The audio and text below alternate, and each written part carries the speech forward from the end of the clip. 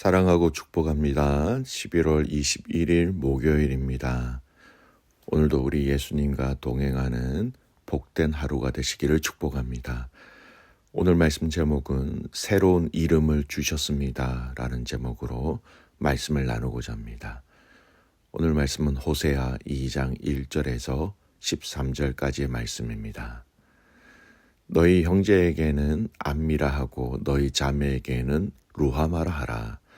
너희 어머니와 논쟁하라. 그는 내 아내가 아니요 나는 그의 남편이 아니라 그가 그의 얼굴에서 음란을 제하게 하고 그 유방 사이에서 음행을 제하게 하라. 그러지 아니하면 내가 그를 벌거벗겨서 그 나던 날과 같게 할 것이요 그로 광야같이 되게 하며 마른 땅같이 되게 하여 목말라 죽게 할 것이며 내가 그의 자녀를 긍휼히 여기지 아니하리니 이는 그들이 음란한 자식들임이니라.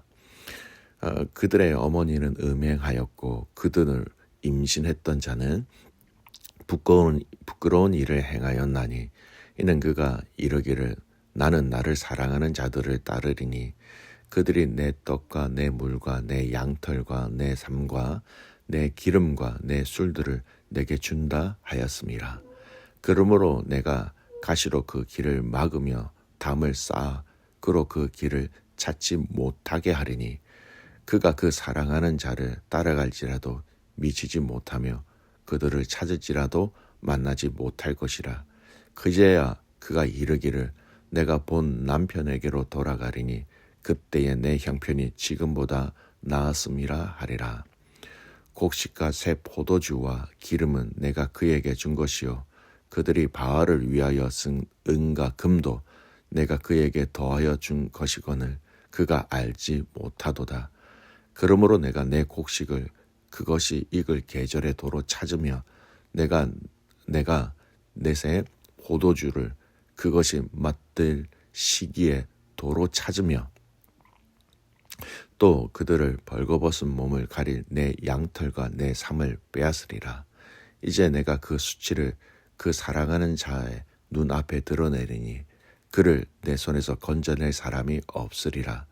내가 그의 모든 희락과 절기와 월삭과 안식일과 모든 명절을 폐하겠고 그가 전에 이르기를 이것은 나를 사랑하는 자들이 내게 준 값이라 하던 그 포도나무와 무화과를 거칠게 하여 수풀이 되게 하며 들짐승들에게 먹게 하리라.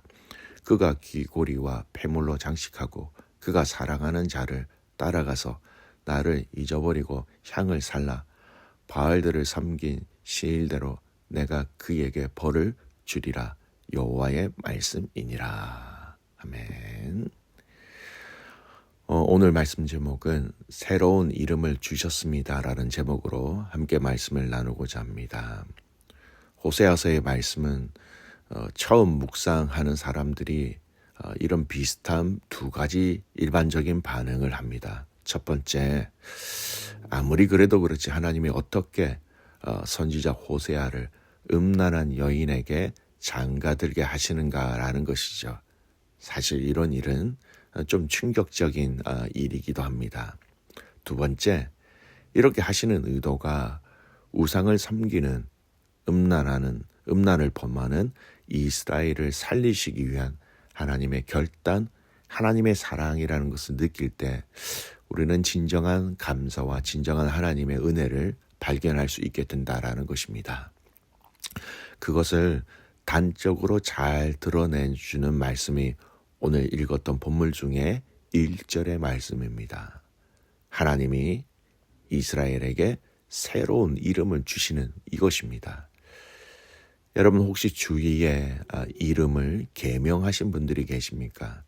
이름을 계명하는 분들, 많은 분들이 여러 가지 이유가 있습니다만 새로운 삶, 새로운 인생을 살기 위해서 결단하시는 분들이 계명을 하시는 분들이 의외로 많이 있다라는 겁니다. 여러분, 이름을 새롭게 한다라는 것은요, 새로운 삶, 새로운 존재로 살아가겠다라는 결단과 의지라고 말할 수 있습니다. 여러분, 이름은 그 사람의 정체성, 그 사람의 많은 것을 드러내는 상징이기도 하지요. 그래서 이름이 바뀐다라는 것은 새로운 존재, 새로운 다른 사람이 되겠다라는 것과 같은 의미이기도 합니다. 오늘 본문에서도 하나님은 이스라엘 백성은 그들을 향한 이름을 새롭게 바꾸어 주시는 내용이 나옵니다. 자, 먼저 호세아가 음란한 여인과 결혼하여 낳은 아이들의 이름을 한번 보세요. 1장 4절에 보면 이스르엘이라는 이름을 부릅니다. 둘째 또 호루하마라고 둘째 이름을 부릅니다. 또 9절에 보면 셋째 로암미라고 부릅니다. 새 아이의 이름 이스르엘, 로우하마, 또 로암미. 여러분, 이 이름은 다 부정적입니다. 하나님의 심판을 떠오르게 하고 너희는 하나님의 백성이 되지 못할 것이다 라는 그런 의미의 부정적인 이름이었습니다. 그러나 오늘 읽었던 본문 2장 1절에 넘어오면서 그렇게 이름을 불렀던 그들의 이름 다시 새롭게 고쳐주신다라는 겁니다. 1절 말씀 보세요. 너는 형제에게 암미라 하고 너희 자매에게 루하마라 하라. 여러분, 이 암미는요, 나의 백성이라는 의미입니다. 루하마는요, 긍휼하심을 입은 자라는 의미입니다. 1절에서 이 이스르엘이라는 이름의 모든 의미가 긍정적인 면으로 바뀌고 로아미가 암미로 로우하마가 루하마로 바뀌면서 나의 백성 긍휼하심을 입은 자라는 것으로 바뀝니다. 여러분, 이런 이름에 대한 변화는요, 하나님께서 그의 백성을 대하시는 태도가 근본적으로 바뀌었다라는 것을 얘기하고 있습니다.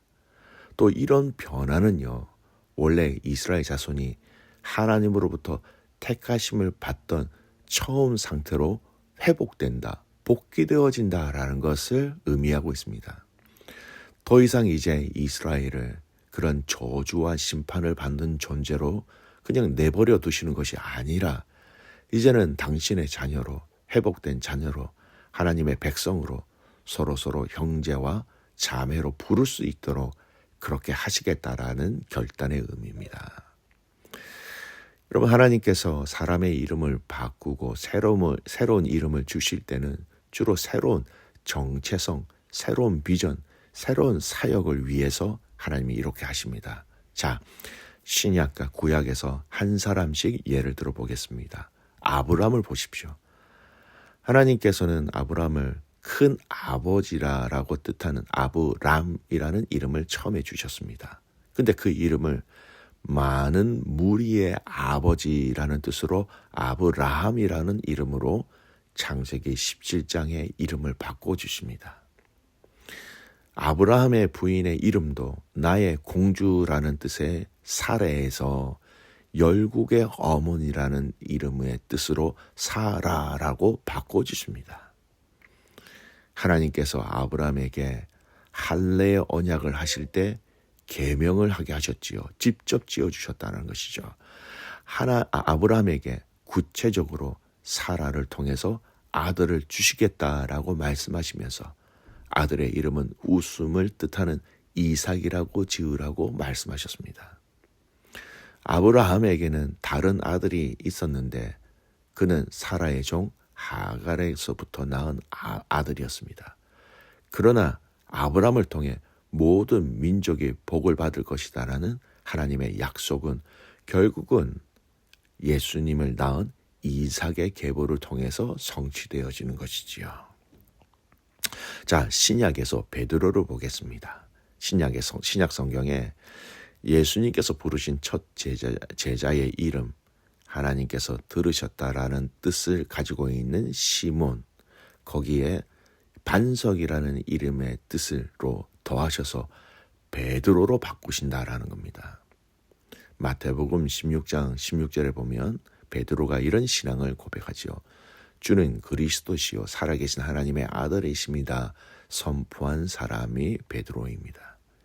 예수님께서는 이에 바요나 시모나라고 부르시면서 하늘에 계신 아버지께서 예수님이 메시아임을 베드로가 알게 하셨으므로 베드로가 복에 있다라고 말씀하셨습니다.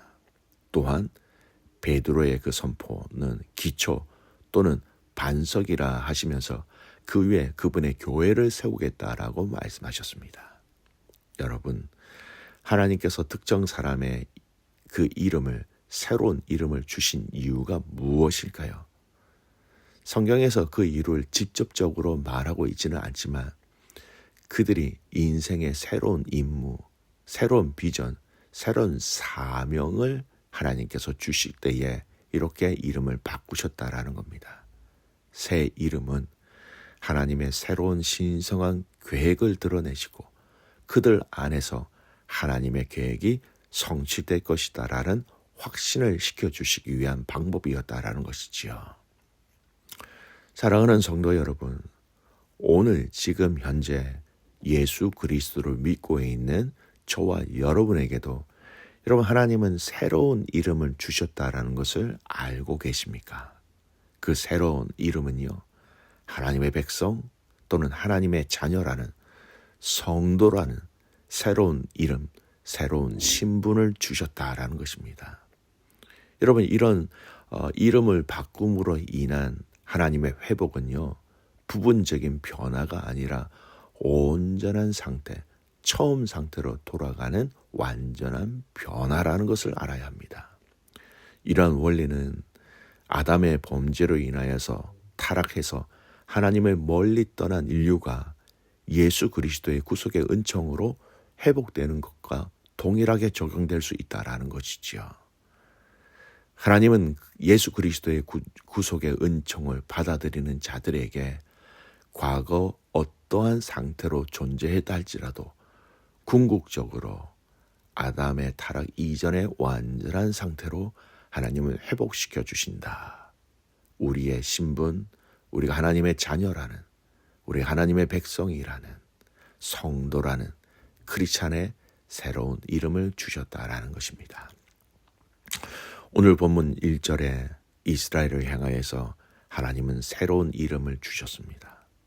이스라엘과 유다가 온전히 연합되어 서로가 서로를 형제처럼 자매처럼 대우하게 된다라는 것을 암시하는 표현이 되기도 하면서 동시에 이전의 우상 숭배로 인하여 하나님께서 하나님의 백성으로 여김을 받지 못했던 모든 백성들이 다 하나님의 거룩한 백성으로 여김을 받는다라는 사실을 오늘 이 짧은 2장 1절의 9절 이름을 바꾸게 하심으로 말미암아 이것을 강하게 확고하게 드러내셨다라는 것입니다. 사랑하는 귀한 믿음의 성도 여러분, 하나님께서는 우리에게 믿음을 주심으로 인하여 우리의 이름을 바꿔주셨습니다. 존재를 바꾸어 주셨습니다. 고린도 후서 5장 17절 말씀, 그런즉 누구든지 그리스도 안에 있으면 새로운 피조물이라 이전 것은 지나갔으니 보라 새 것이 되었도다. 사랑하는 성도 여러분, 새로운 존재, 새로운 피조물, 우리에게 허락하신 성도라는 새로운 그 이름을 기억하십시오. 하나님의 자녀라는 거룩한 그 이름을 기억하심으로 말미암아 그 새로운 이름에 걸맞은 삶, 그 새로운 이름에 주신 능력과 권세를 통하여 함께 승리할 수 있는 오늘 이 하루가 되시기를 주님의 이름으로 축복합니다. 아멘. 기도하겠습니다. 살아계신 하나님 아버지, 감사와 찬송과 영광을 올려드립니다.